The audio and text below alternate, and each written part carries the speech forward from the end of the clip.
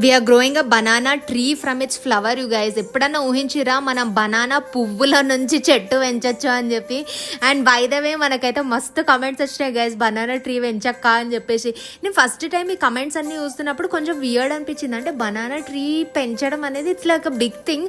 And దానికి మనకి seeds కావాలి, బనానాల నుంచి పెంచమంటున్నారు. మళ్ళీ లోపల సీడ్స్ అన్ని తీసి వేయక్క మంచిగా ఉంటుంది, చిన్న లేయర్ లాగా కట్ చేసి అని చెప్పేసి అంటున్నారు. కానీ నాకు ఎందుకో అది అన్ప్రాక్టికల్గా అనిపించింది అనమాట. కానీ మీ కోరిక మేరకు ఎట్లయినా పెంచాలి బనానా ట్రీ. అండ్ అది కూడా కొంచెం యూనిక్గా పెంచుదాము అని చెప్పేసి ఈ ఫ్లవర్ల నుంచి పెంచుదామని చెప్పి ఫ్లవర్ ఆర్డర్ చేసి ఉండే అనమాట ఆన్లైన్లో.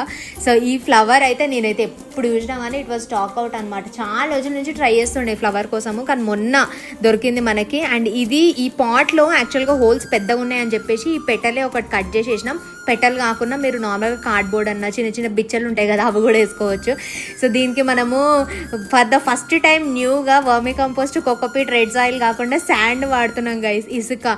అండ్ దాంట్లో పెట్టే ముందు మనము ఈ టిప్ని, బనానా ఫ్లవర్ టిప్ని మంచి షార్ప్గా కట్ చేసుకొని మీ ఇంట్లో ఏ టూత్ పేస్ట్ ఉంటే అది పెట్టేసేయండి. మరి పతాంజలి కాదు కానీ ఏదైనా సొన్సడైన్, కోల్గేట్, పెప్సడెంట్ ఏది ఉన్నా పెట్టి ఉంచండి. రూట్స్ తొందరగా ఫామ్ అవ్వడానికి హెల్ప్ చేస్తుంది అనమాట toothpaste. And by the way guys, మీరు ఎప్పుడైనా ఈ ప్రాసెస్ ట్రై చేసిరా అంటే లైక్ బనానా ఫ్లవర్ నుంచి ట్రీ పెంచడానికి, if you have let me know in the comment. Channel మీద అయితే 2 కళ్ళు వేసి ఉంచండి, అప్డేట్ ఇస్తా తొందరలో.